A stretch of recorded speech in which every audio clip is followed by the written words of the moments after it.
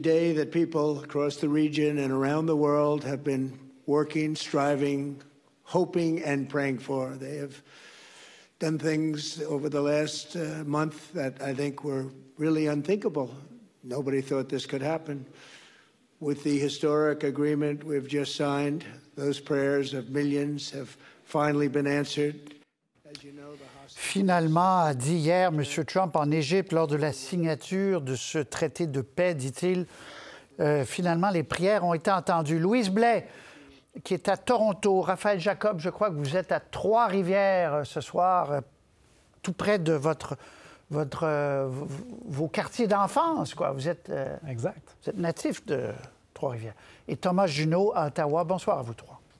Bonsoir. Bonsoir. On va parler du Hamas, parce que la nouvelle aujourd'hui, c'est beaucoup le Hamas. Est-ce qu'on va arriver à les désarmer ou pas? Trump a monté le ton. Mais je veux revenir quand même à hier. Et comment vous qualifiez... Bon, Trump en a mis, puis Trump, c'est Trump. Mais comment vous qualifiez quand même ce premier pas qui a été franchi? Les bombes ne tombent plus sur Gaza, les otages ont été libérés. Bon, les dépouilles, c'est beaucoup plus compliqué, mais on le savait un peu. Comment vous qualifiez ce qui est arrivé hier, Louise, 24 heures plus tard? Louise.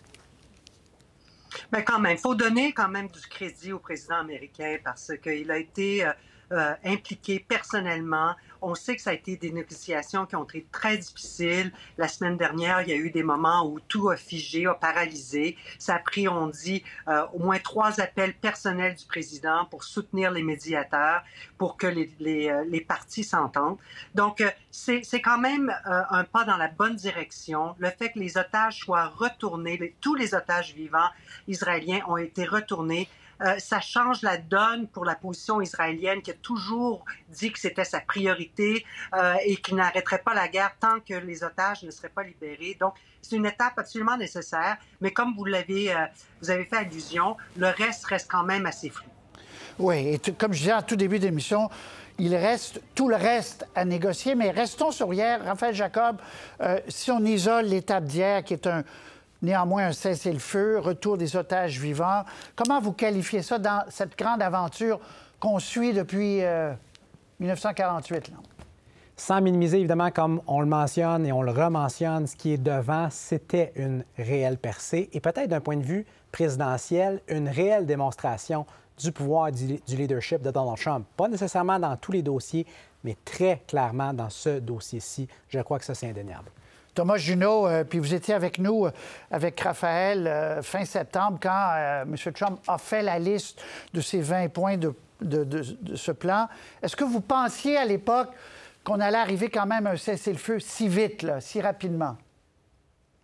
Bien, moi, pendant les 2 premières années après les attentats d'octobre 2023, j'étais à peu près systématiquement pessimiste. Mais dans les jours qui ont précédé l'annonce du cessez-le-feu, je pense que de plus en plus les observateurs indépendants s'entendaient pour dire que, à court terme, un cessez-le-feu puis un échange de prisonniers et d'otages, ça devenait réaliste. Effectivement, c'est ça qui est arrivé. Mais en même temps, puis on le dit, on le répète, la grande majorité, sinon la totalité des observateurs indépendants vont dire oui, il y a une fenêtre d'opportunité maintenant. Oui, il y a une possibilité pour qu'il y ait du progrès réel, mais dans un sens, la partie la plus facile vient d'être faite. Maintenant, ce qui reste, c'est ce qu'il y a de plus difficile. Bon, alors, prochaine étape immédiate, c'est le désarmement des membres du Hamas, en tout cas des armes lourdes. Retrait progressif, on le voit, de l'armée israélienne de Gaza, force de stabilisation, démilitarisation du Hamas. Là, on a vu retour de table, Louise Blais, aujourd'hui. On va le réécouter. On va écouter M. Trump qui dit au Hamas: si vous ne désarmez pas, on va s'en occuper. If they don't disarm, we will disarm them. They know I'm not playing games. They misrepresented because we were told they had 26, 24 of dead hostages, if we can use those terms. And it seems as though they don't have that. And if they don't disarm, we will disarm them. And it'll happen quickly and perhaps violently. Alors, ça arrivera vite et peut-être même avec de la violence, a dit M. Trump. Encore faut-il qu'il y ait des militaires là. Mais Louise Blais, le désarmement du Hamas, voici, quand on dit qu'il y a des embûches, là, voici la première embûche devant. Oui, tout à fait. Parce que dans l'entente, bien entendu, les forces armées israéliennes ont dû se retirer de certains, pas de complément du territoire, mais de certaines villes. Alors, qui va faire le désarmement? De quelle façon ça va être fait? Quelles sont les preuves?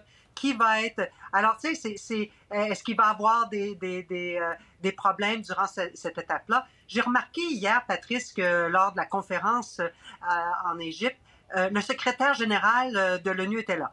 Bon, alors est-ce que l'ONU va avoir un rôle important? On sait que l'ONU n'a pas beaucoup de crédibilité chez les Israéliens parce que effectivement, on pense aux agences onusiennes là, qui ont fait partie, certains de leurs membres avaient fait partie des attaques. Donc, il va falloir voir quelle est cette force internationale. On en entend parler, mais on a très peu de détails. Qui va être la police de vraiment ce désarmement-là? Alors, il peut facilement avoir du grabuge à travers cette étape-là. Alors, c'est très, très, très sensible.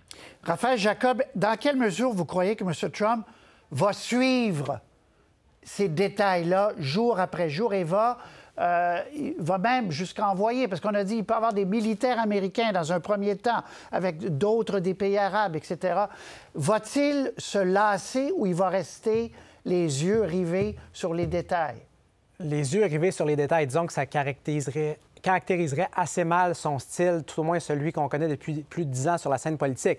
Il y a ça, il y a également ceci. Vous évoquez les militaires américains. On parle depuis les derniers jours d'à peu près 200 militaires américains qui seraient déployés sur le terrain. Ce qui était vrai lorsqu'il était question de l'Iran il y a quelques mois est aussi, sinon plus vrai, dans le cas de Gaza et de façon plus large du conflit israélo-palestinien. C'est-à-dire que d'un point de vue politique, d'un point de vue de politique interne pour Donald Trump au sein de sa propre coalition, si on commence à croire et à craindre qu'il y a un enlisement potentiel de troupes américaines pour régler un problème qui n'est pas vu comme un problème foncièrement américain, ça va lui causer, lui occasionner de très réels problèmes. Donc, lorsqu'on entend le président dire, comme il l'a fait dans l'extrait que vous venez de faire jouer, « je ne bluffe pas », c'est possible, mais je vous soumettrai que c'est beaucoup plus probable que s'il est question spécifiquement de troupes américaines et de les déployer pour désarmer le Hamas avec tout ce que ça impliquerait, il bluffe. Thomas Junot, expliquez-nous le contexte où ça se passe, parce qu'il y a d'autres milices que celles du Hamas qui sont là. Israël a encouragé un certain nombre de ces milices-là depuis 2 ans. Donc là, il y a une rivalité. Est-ce que ça peut dégénérer entre, appelons ça comme ça, Palestiniens? Ça a déjà dégénéré. On a vu des épisodes de violence aujourd'hui à Gaza. Alors, encore plus, absolument. Le Hamas, c'est le groupe le plus puissant dans la bande de Gaza et de loin. Israël l'a beaucoup affaibli, mais le Hamas a encore entre 10 et 20 000 combattants, dont plusieurs sont très bien entraînés. Au-delà du Hamas, il y a le djihad islamique, qui est un groupe encore plus extrémiste que le Hamas, qui est allié au Hamas, mais il y a un degré de compétition. Mais après ça, il y a des clans familiaux, les Dourmouches, par exemple, qui sont assez puissants dans certains coins de Gaza, qui sont des rivaux du Hamas. Alors, certains des combats qu'on a vus aujourd'hui, hier, c'est entre le Hamas et ces groupes-là. Certains de ces petits groupes-là auraient été armés par Israël par le passé pour créer un contrepoids au Hamas. Alors, tout ça pour dire, la violence qu'on voit à Gaza aujourd'hui, qui va s'intensifier, j'en ai aucun doute, c'est le résultat d'un effort du Hamas pour asseoir son contrôle sur Gaza au fur et à mesure qu'Israël se désengage. Alors, à quand la force d'interposition, là? On parle d'heures, de jours. On ne peut pas laisser la situation se redégrader. Thomas, revoue, et ensuite Raphaël et Louise. Bien, la force d'interposition, la force de stabilisation, c'est une bonne idée en théorie, mais en pratique, c'est extrêmement complexe. Ça peut vouloir dire plusieurs choses, mais à la base, parce que la situation à Gaza va demeurer violente entre groupes palestiniens, mais surtout entre le Hamas et Israël, ce ne sera pas une force de maintien de la paix, ça va être une force d'intervention, d'interposition, qui va risquer de se faire prendre en sandwich entre Israël et le Hamas. Donc, les pays qui éventuellement accepteraient de contribuer, leurs troupes risquent de se faire tirer dessus, risquent de se faire tuer.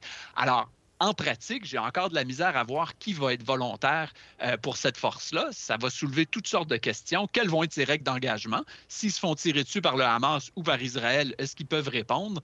Politiquement, ça va être très sensible. Je pourrais continuer longtemps, mais la liste de questions entourant cette éventuelle force-là est très, très longue. Et c'est vraiment là l'étape cruciale, là. Raphaël et Louis. Si on n'arrive pas à apaiser un peu et à mettre un contexte où on va pouvoir reconstruire, on estime, je disais, à 70 milliards US, même à court terme, pour la reconstruction. Si on n'arrive pas à apaiser, on tourne en rond, Raphaël. Exact. Et d'où le risque d'enlisement que je mentionnais d'un point de vue occidental, de façon plus particulière d'un point de vue américain. Il y a ça. Il y a également ceci à garder en tête, sans minimiser, sans enlever le crédit pour tout ce qui a réellement été accompli, qui est louable dans les derniers jours. Le simple fait, je crois qu'on devrait mentionner à nouveau, c'est qu'un cessez-le-feu, on en avait eu un qui avait duré à peu près 2 mois au tout début du mandat de M. Trump. Et ça a fini par être violé, ça a fini par sauter. Donc, évidemment que d'un point de vue ne serait-ce que humanitaire, on ne le souhaite pas. Mais tout ce dont on parle depuis les derniers jours demeure extraordinairement fragile présentement.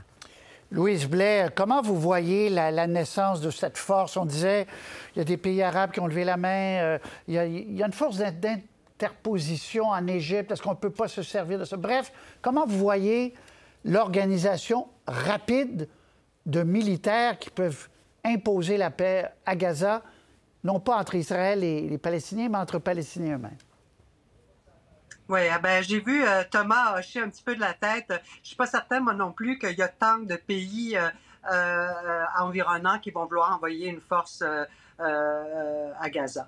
Je pense qu'on surestime un peu la position. On se souviendra des accords d'Abraham. Les pays environnements veulent la paix, oui, mais ils veulent surtout pas de réfugiés dans leur pays, puis ils veulent aussi, justement, pas s'impliquer directement. Alors, je pense que ça va être assez difficile. Les pays occidentaux voudront pas non plus se mouiller. Ils étaient là hier, bien sûr, en Égypte, pour être avec le président pour, en fait, des raisons bilatérales dans la plupart des cas. Et je suis pas 100% certaine que ça va mener vraiment à une force militaire. Maintenant, sur le côté humanitaire, là, oui, je pense que beaucoup de pays vont lever la main, dont le Canada. Mais jusqu'à aujourd'hui, l'aide humanitaire a de peine à entrer parce que les Israéliens disent que tant qu'ils n'ont pas les corps des otages décédés, ils veulent mettre la pression, continuer à mettre la pression. Alors, même sur l'aide humanitaire en ce moment, on ne voit pas une grande amélioration. Alors, ça c'est pas peu dire. Oui, parce qu'effectivement, Israël, ils sont furieux en disant on nous avait promis les dépouilles parce que pour les familles, c'est important. Il y a des gens, Thomas Junot, vous connaissez ça mieux que nous, mais qui avaient dit même aux négociateurs la semaine dernière, écoutez, on ne sait pas où ils sont, parce qu'il y a des factions, il y a des sous-groupes, des cellules, et je pense qu'eux-mêmes, même si les négociateurs politiques du Hamas veulent envoyer les dépouilles, ils n'arrivent même pas, Thomas, là. Bien, c'est dur de savoir exactement ce qui se passe. Il resterait, au moment du cessez-le-feu, entre 25 et 28 dépouilles d'otages israéliens à Gaza. Le Hamas a dit on ne sera pas capable en 72 heures de les trouver et de les sortir. Dans les médias israéliens, des responsables israéliens, sous le couvert de l'anonymat, ont admis que c'était vrai, que c'était absolument plausible. Ceci étant dit, où est-ce que cette difficulté-là à identifier les dépouilles arrête et où est-ce qu'un effort conscient de la part du Hamas de ralentir le rapatriement des dépouilles commence?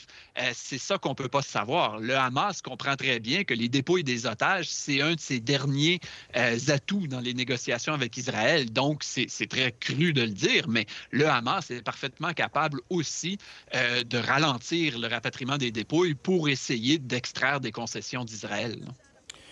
Bon, mais en effet, le chemin va être compliqué. Avant de vous laisser aller, le Canada. M. Carney était là hier. Apparemment, ils ont levé la main au bureau du premier ministre pour demander d'y être. En tout cas, peu importe, il était là. Qu'est-ce que ça vous dit, Louise Blais, sur le rôle éventuel du Canada? Quel est le rôle du Canada dans tout ça? Pourquoi M. Carney tenait à être là, Louise, vous croyez? Bien, je l'ai un peu évoqué tout à l'heure pour des raisons bilatérales en partie. Là. Oui. On va être clair. C'était une opportunité d'être derrière Donald Trump pour quelque chose où on peut vraiment se rallier facilement. Là, que la paix au Moyen-Orient, au moins la lueur de paix au Moyen-Orient, c'est quelque chose de bien. Alors, il était là pour ça. A-t-il été invité ou s'est-il invité? Ça, c'est pas clair. J'ai vu les deux choses dans le passé, dans ma carrière diplomatique. Mais c'est clair, le président avait l'air d'être heureux qu'il soit là. Et si on lève la main pour jouer un rôle qui est utile aux Américains, qui est utile pour la région, bien tant mieux, on ne va pas être contre. Mais je terminerai quand même en disant qu'on a vu la poignée de main avec Emmanuel Macron. Donc, on voit que tout l'aspect de la reconnaissance de l'État palestinien et de la campagne française dans ce sens est pas nécessairement bien atterri aux États-Unis. Et on voit vraiment que notre premier ministre a pivoté par rapport à ça. Mais très bien qu'il soit allé, même s'il a fallu qu'il trouve son propre jet. Il tisse, puis on verra la toile que ça fera. Raphaël, le Canada, Thomas, le Canada, rapidement, Raphaël. Je veux dire la chose la plus impopulaire probablement de l'émission, le Canada n'est pas un joueur qui est très important dans le dossier. Je vais le dire de façon très, très crue. C'est un joueur qui est négligeable, de un. De deux, Mme Blais vient de poser le doigt sur le bobo le plus important. On peut passer à la longueur de l'émission à parler... Pardon, j'ai failli faire un dégât assez spectaculaire ici en studio. Pas de souci. On pourrait passer le reste de l'émission à parler du court terme, ce qui va se passer avec les dépôts UNON, ce qui va se passer au niveau des pourparlers, etc. Tant et aussi longtemps qu'il n'y a pas d'entente sur l'avenir politique des Palestiniens, tout ça va rester une poudrière. Et malgré la percée très réelle de la dernière semaine, le fait le plus élémentaire, c'est que M. Netanyahou et son entourage n'ont montré absolument aucune espèce d'inclinaison à modifier leur position sur l'existence d'un État palestinien. Oui, très bien. Mais effectivement, puis c'est l'objectif que beaucoup sur la planète recherchent. Mais Thomas Junot, il vous dira, s'il n'arrive pas à se gérer à Gaza, puis de se policer, entre guillemets, ça part mal pour reconnaître un État, là. Thomas? Bien, moi, sur le rôle du Canada, je dirais très rapidement deux choses. Premièrement, évidemment que le Canada n'est pas un joueur important dans ce dossier-là, mais tous les joueurs pas importants dans ce dossier-là, ensemble, les pays européens et le Canada, peuvent collectivement avoir un impact. Puis deuxièmement, je dirais que là où le Canada peut avoir un rôle, c'est au niveau de la formation de futures forces palestiniennes à Gaza. Là. Ça, on le fait, puis on le fait bien. Louise Blais, Raphaël Jacob, Thomas Junot, merci beaucoup à vous trois. À très bientôt. Au revoir. Merci. Merci.